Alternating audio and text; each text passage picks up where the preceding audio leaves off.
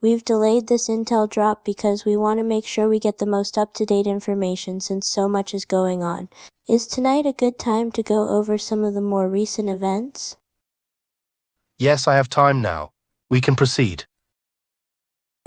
I'll just start by asking you to give a general assessment of what's going on as we start the new year of 2025. The agenda is moving forward as we have predicted, not only with public things the cabal has shown us, but things I have learned through my sources. I think the confirmations have been incredible lately. We said X, formerly Twitter, would be a major conduit for Obsidian 2 years ago, and now just after the clock ticked us into 2025, everything changed on X. It most certainly did. I've documented it on my Twitter. I recommend readers take a look at my past 4 or 5 tweets. We had multiple reports of a social credit type of system being deployed within X. It's truly incredible to see it. This is the initialization of Obsidian, isn't it? It is. It is not complete or finalized, but as we privately told our team months ago, Obsidian's official launch date was January 1st, 2025. That is the date we shared with them, but we did not speak of publicly. It has now passed. I believe that was fulfilled by the cabal.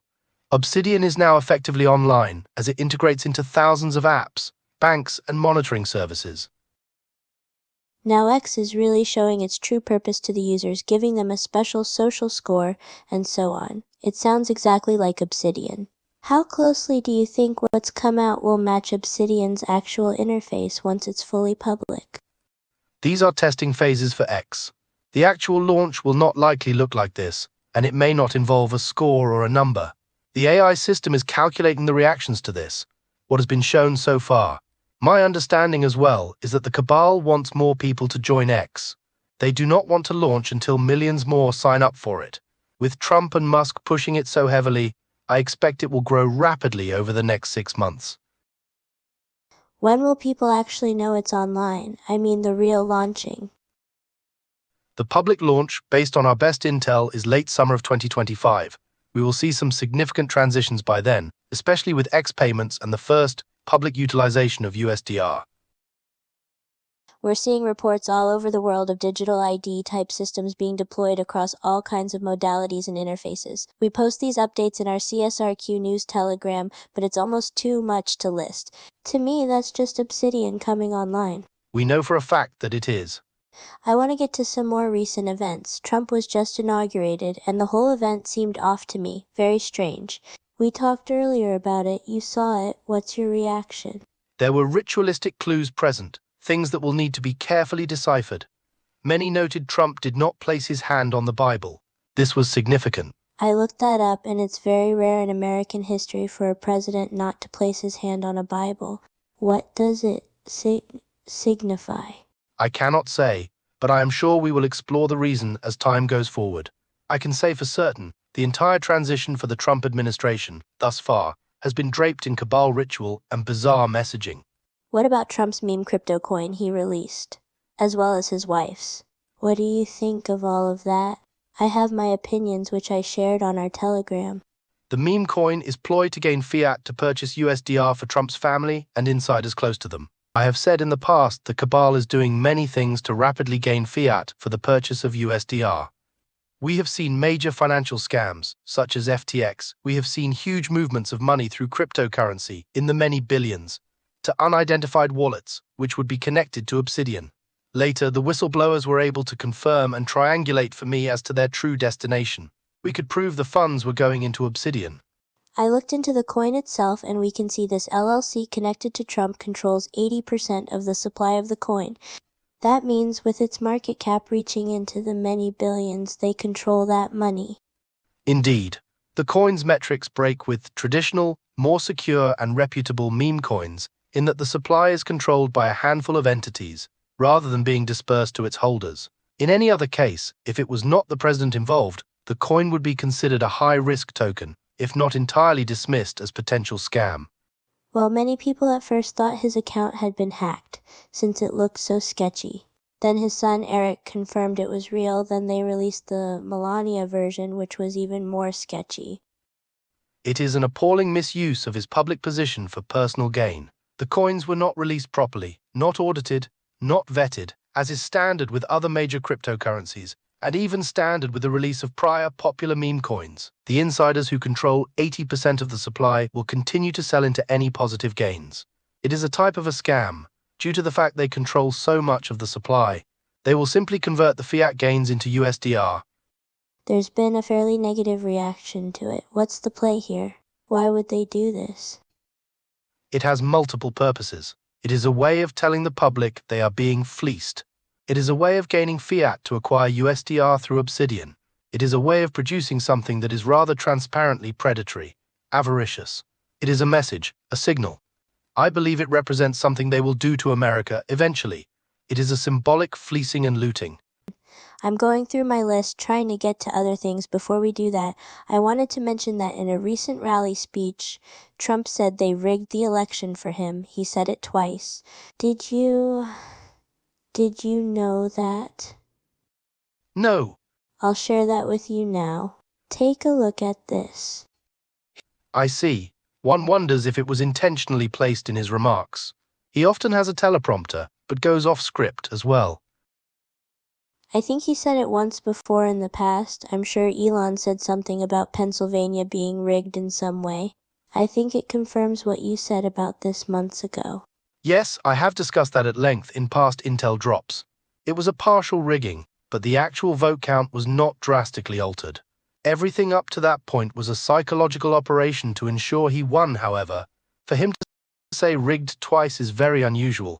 It is either a subconscious tell, or he is revealing the truth. The cabal often simply tells us the truth, a departure from the past. I have discussed that at length as well. There's a disenchantment with Trump, I noticed. I see some Trump supporters not happy with him, not happy with his cabinet picks, who are all Israel firsters or cabal insiders, so I see this pushback. That brings me to his first decisions today, with his executive orders. Were you able to review them?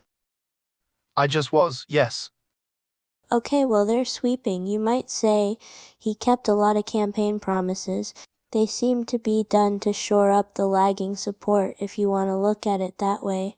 It's like they wanted to infuse his supporters with some faith again in him. Am I reading that right? You are. However, there were some questionable executive orders as well. It appears they did some things to shore up the support, as you mentioned, but also to further the agenda. I saw some other EOs too that were concerning buried among the good ones. Everything up to this point has been dispiriting. He met with Bill Gates the past week. That meeting seemed to go so well, they all said.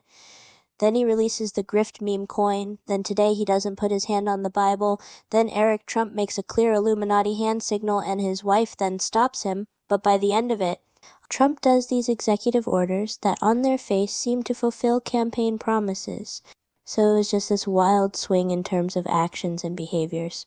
I wondered, is this the AI doing this? The administration and his team rely on the AI for direction.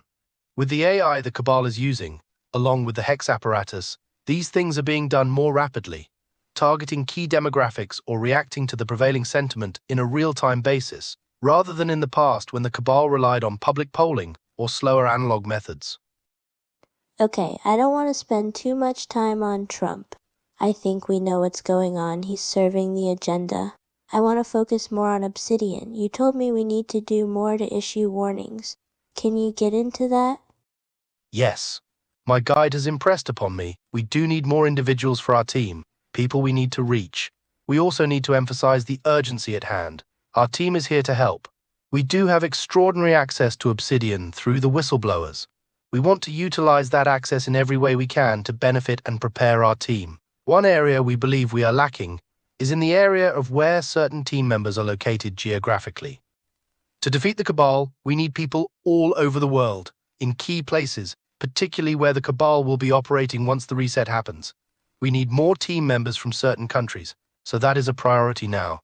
What would those places be? Argentina, which is becoming a key cabal country of operation. The Netherlands, Switzerland, Singapore, the United Kingdom, certain states in the United States, particularly Colorado, Virginia, Maryland, Florida, Texas, and New York, and some cities in the Middle East, such as Dubai, Tel Aviv, and Amman. We need team members in place in these areas, and right now, our team is not fully staffed in these areas. So, if there are those reading now who believe they can be of help in these locations, please contact us. What can people in those places do in terms of after the reset to help us? They will be in position to attend cabal events. As sovereign status individuals, they will have certain access. We expect they may be invited to galas, events, meetings, and so on. We will not send anyone on our team into harm's way, of course, unless they are prepared and properly trained. There will be dangers. If a person is prepared to make that call, that decision, we will need to proceed with that.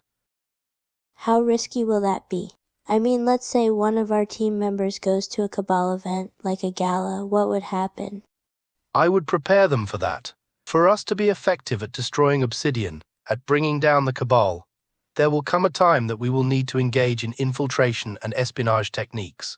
Not everyone on our team has that kind of training, but some do, and others have skill sets that can be utilized. Our team is not large. Over the past 3 years, only a few dozen have been accepted. My guide has impressed upon me the need to grow our team, and the whistleblowers have come to agree to some terms in editing new accounts to sovereign status. I think they understand the urgency too. What about the urgency with USDR? You mentioned that to me. You said people don't understand what's happening in the crypto markets at all. I did not intend to make that point here, but if is to be discussed, no one is prepared. The cabal is going to engage in a grand deception, in which people will lose their wealth but gain something else through Obsidian. There is a concern Musk and Trump will present an alternative financial system through Obsidian and lure the United States and the rest of the world into a deceptive trap. This would align with something I told you some time ago, that the cabal may release the new financial system alongside the current one, then do away with the current one more slowly. Right, you said they might tie USDR into some kind of false gold standard, something a lot of American patriots might find appealing. Yes, correct. What do the whistleblowers think of this? They have directly told me they believe this is going to happen, based on their work on Obsidian. They do not have all of the details, due to extensive compartmentalization, but they can see enough. There's people asking me about these crypto coins with the symbol USDR. We've warned people over and over this has nothing to do with the real Cabal coin, which is classified. There are thousands of crypto coins with many common names. Anything named USDR has nothing to do with the real future digital currency. We also expect by the time it is publicly released, it will not be specifically called USDR, though that is the most likely name.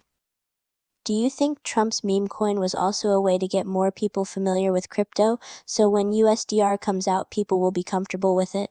Maybe the older generations? That is entirely possible. What about XRP? It made another resurgence. People really think it's the future digital currency. Can you address that again? It is not. It is a cabal project to gain fiat wealth, as are the majority of cryptocurrencies. The cabal creates certain narratives to bring in investors and adherents. The XRP adherents are convinced of a certain narrative that has no basis in reality. The cabal would also not allow people to become wildly rich by holding XRP, even if it did become the future digital currency, in the same way the real one, USDR, is not available to the public at all. It's interesting how USDR's intrinsic value is being fulfilled in terms of the cabal's effort to essentially steal fiat through all of these different ways and then more or less buy USDR inside of Obsidian. You've said it's a ritual and symbolic for the cabal. The true value of USDR for the cabal is what is happening now through the inflow phase. While not all of the funds submitted were ill-gotten, a great deal are, especially with recent financial moves. Much of it has come through cryptocurrency, which the cabal controls, and the exchanges, which they control. There's a big secret behind USDR. Are you ready to discuss that or not?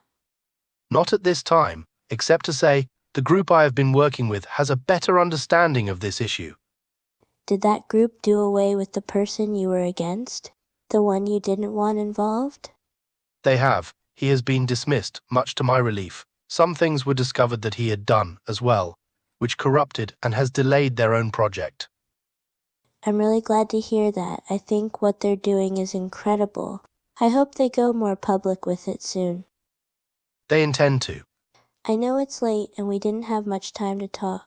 Thank you for getting us some updated insights on all this. We have some previous discussions we'll include in part 2. Is there anything you would like to say to our listeners to end this? My statement to those listening is that if you believe you can help us, if you believe you can help fight Obsidian once it comes online, we want to consider you for our team. We have a plan to stop this. We have people on the inside helping us. We have a chance to do something important here. We need good people who can help. Thanks, and for those wondering what Part 2 will be about, it goes very deep into what the Cabal is actually doing that no one is seeing right now, so hopefully we get Part 2 posted soon. It's going to be incredible information. A much deeper discussion than this one, since we didn't have much time to talk. It is critically important we publish Part 2 in its entirety. I understand Michael is editing our prior conversations, so I look forward to that. Me too. I'll let you go. We'll talk again soon. Blessings to you as always, and prayers for us and our team. Amen. Good night.